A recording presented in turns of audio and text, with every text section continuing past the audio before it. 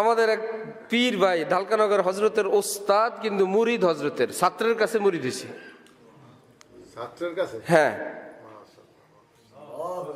মুরিদ করেন না হজরত, যে ওস্তাদের মুরিদ করে কেমনি করে। ও সারা জীবন বলছেন হুজুর হুজুর, এবং ওনার রুমে থাইকেই পড়ছে। কি মুশকিল। এখন উনি ঘুরেন ফিরেন, একদিন উনি রাতের বেলা ধরছেন যে মানুষেরও স্বর্ণের দোকান দিছে, আর নিজের ছেলেও যদি স্বর্ণের দোকান দেয়, বাপ কি মানুষের দোকান থেকে কিনবে না নিজের ছেলের দোকান থেকে কিনবে?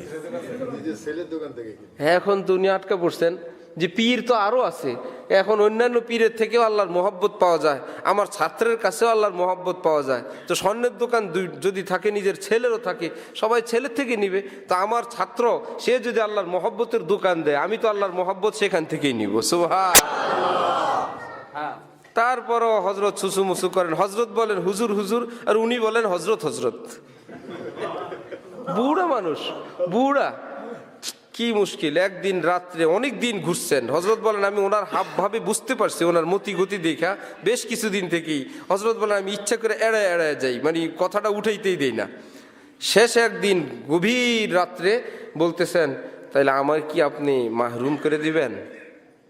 আমার কথাটা কি, আবদারটা কি রাখবেন না? আমি কি এভাবেই চলে যাব দুনিয়ার থেকে? এমন ভাবে ধরছেন, হজরত দেখলেন যে আদবের খেলাফ। কারণ আল্লাহ পাক যাকে দেন দেন। হজরত মুসা আলাইহিস সালাম বয়সে ছোট ভাই, আর হারুন আলাইহিস সালাম বয়সে বড় ভাই, কিন্তু বস হইল হজরত মুসা। সুবহানাল্লাহ। ছোট ভাই হইলেন বড় নবী, আর বড় নবী, ছোট নবী হইলেন বড় ভাই। হজরত হারুন বয়সের দিক থেকে বড় ভাই, কিন্তু নবুয়তের কি অবস্থার দিক থেকে ছোট, ওনার সহযোগী, উনি সহযোগী নবী। তা এখন সিস্টেম তো আছে, বয়সের হিসাব নিকাশ তো এরকম না। হজরত বায়াত করছেন। আচ্ছা, শেষে কিছুদিন পরে উনি দেশে গেছেন, গিয়া চিঠি লিখছেন যে আপনার একটা ছবি পাঠান। কি কথা এটা, ছবি পাঠাবো কি জন্য?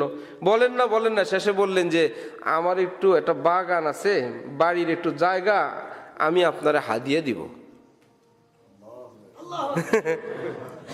ওস্তাদ ছাত্রের কাছে মুরিদ হইছে তো হইছে, এখন বাড়িতে গিয়া নিজের একটু জায়গা, নিজের পীররে কিছু হাদিয়া দেওয়া লাগে না? শায়েখরে কি হাদিয়া দিব? উনি বলেন আমি একটু সুপারি বাগানের একটা অংশ, ওইটা আমি আমার শায়েখের জন্য, আমার পীর হুজুরের জন্য আমি এটা হাদিয়া দিব।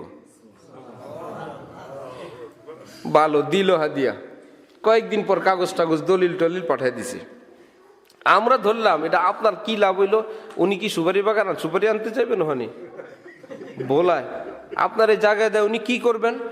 এইবার উনি বললেন যে দেখেন, আপনারা তো কাছে থাকেন, কত ধরনের খেদমত করেন আমি দেখি না।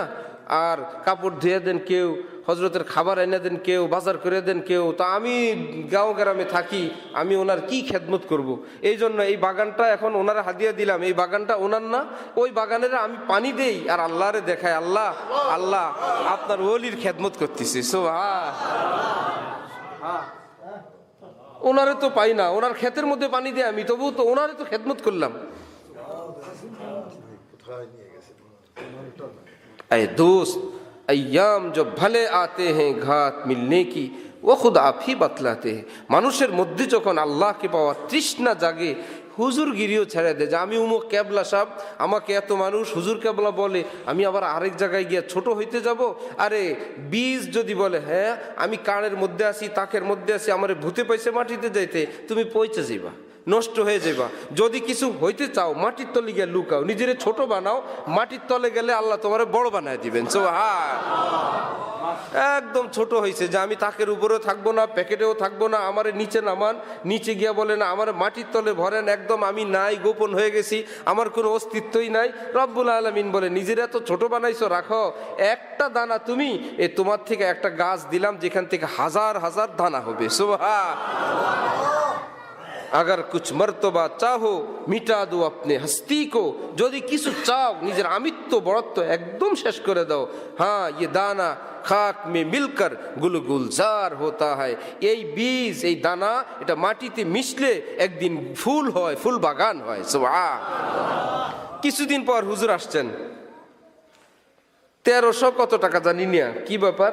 হযরত আপনার বাগানের সুপারি বিক্রি করছি, সুপারির পয়সা নিয়ে আসছি। হজরতের বাগান, ওনারই বাগান, খেদমত করছেন। আমি আমার শাইখের খেদমত করি, সেই বাগানের সুপারি বিক্রি করে টাকা নিয়ে আসছেন।